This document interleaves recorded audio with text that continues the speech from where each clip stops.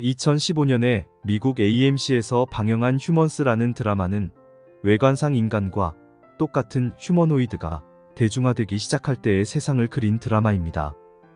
어느 날 호킨스 가족의 집에 새로운 가사 도우미로 휴머노이드가 들어오는데 그녀의 이름은 아니타입니다. 갈색 머리에 푸른 눈을 가진 그녀는 따뜻하고 상냥한 마음씨를 지녔습니다. 아니타가 온 첫날부터 둘째인 중학생 아들 토비는 아니타를 친누나처럼 따르고 5살 난 막내딸 소피는 엄마보다 아니타가 읽어주는 동화책을 더 좋아합니다. 아빠 조셉도 수준급 요리 실력에 언제나 나긋나긋한 아니타를 매우 아낍니다. 아니타로 인해 갈등에 빠지기도 하지만 그 집에 활기와 기쁨도 있습니다. 그러나 어느 누구도 아니타의 기쁨은 생각하지 않습니다.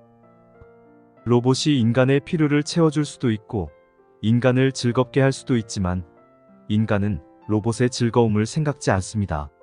어떻게 인간 때문에 즐거워하는 로봇을 만들 수 있을까요? 주인은 종으로 인하여 즐거울 수 있지만 어떻게 종이 주인 때문에 즐거울 수 있을까요? 하나님은 인간과 함께 하시는 것만으로도 기쁘시지만 어떻게 인간이 하나님으로 인해 즐거울 수 있을까요? 그래서 하나님과 인간이 활락하는 세상을 만들 수 있을까요?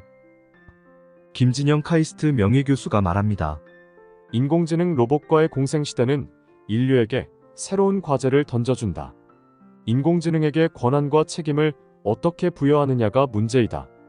인간과 인공지능 로봇의 공존을 위해 로봇이 의도하지 않고도 인간에게 해를 가할 가능성부터 근본적으로 차단하는 법적 제도적 준비가 시급하다. 20세기의 미래학자인 아이작 아시모프 박사는 인간이 아주 똑똑한 휴머노이드를 만들 경우 3가지 원칙을 지켜야 한다고 말하면서 그 방안을 제시했습니다. 제1원칙, 로봇은 인간에게 해를 입혀서는 안 된다. 그리고 위험에 처한 인간을 모른 척해서도 안 된다. 제2원칙, 제1원칙에 위배되지 않는 한 로봇은 인간의 명령에 복종해야 한다. 제3원칙, 제1원칙과 제2원칙에 위배되지 않는 한 로봇은 로봇 자신을 스스로 지켜야 한다. 한마디로 인간이 만든 휴머노이드는 절대적으로 인간의 통제 하에 있어야 한다는 것입니다.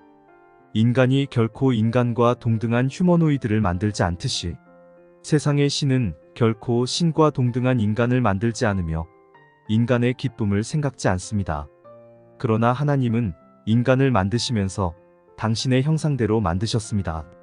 당신의 형상대로 만드셨다는 말은 단순히 외모가 닮았다는 말이 아닙니다.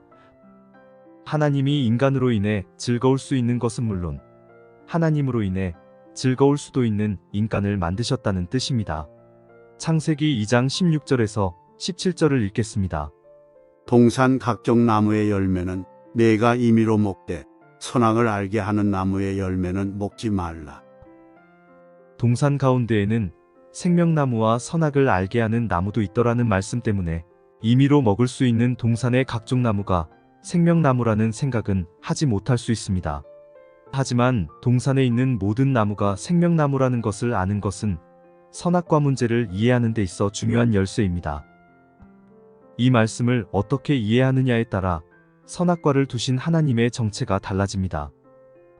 만일 동산에 자유로이 먹을 수 있는 모든 나무가 생명나무가 아니고 동산 중앙에 있는 한 나무만 생명나무였다면, 그래서 동산 중앙에 있는 단 2개의 나무로 인간의 운명이 결정되도록 하셨다면 그 하나님은 신화의 신과 다를 바가 없습니다.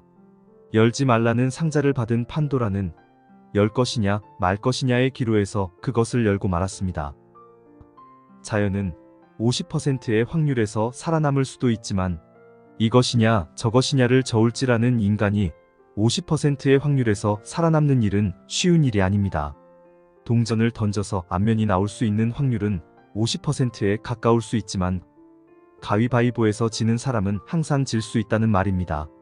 정말 하나님께서 처음 사람을 50%의 확률로 저울질하셨을까요? 2013년 6월 28일자 자유아시아 방송의 주성아 기자의 글입니다. 북한에선 아무것도 훔치지도 뺏어 먹을 수도 없는 사람이 제일 가난하고 그보다 좀 나은 사람은 도둑질할 수 있는 사람이고 그보다 더 나은 사람은 강도짓 해먹고 살 수 있는 사람입니다. 도둑질을 하지 않으면 살 수 없는 세상에선 도둑질이 횡행할 수밖에 없습니다. 에덴 동산이 단 2개의 나무밖에 없는 곳이었다면 선악과를 따먹는 것은 당연하다는 말입니다. 그러나 사도 요한이 본 바에 의하면 강 좌우에 있는 모든 나무는 생명나무였습니다.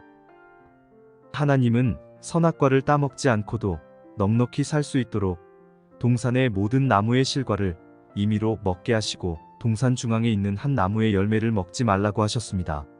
둘 중에 하나를 선택하는 일은 시험이지만 임의로 먹을 수 있는 생명나무 이 열매가 많은 중에 선악을 알게 하는 나무의 실과를 먹지 말라고 하신 것은 법입니다. 법의 조건은 지킬 수 있어야 한다는 것입니다. 왜 하나님께서 인간을 창조하신 뒤에 법을 주셨을까요? 사랑의 대상인 인간의 기쁨을 위해 무엇을 주시려고 법을 주셨을까요? 다음번엔 자유에 대해 말씀드리겠습니다. 감사합니다.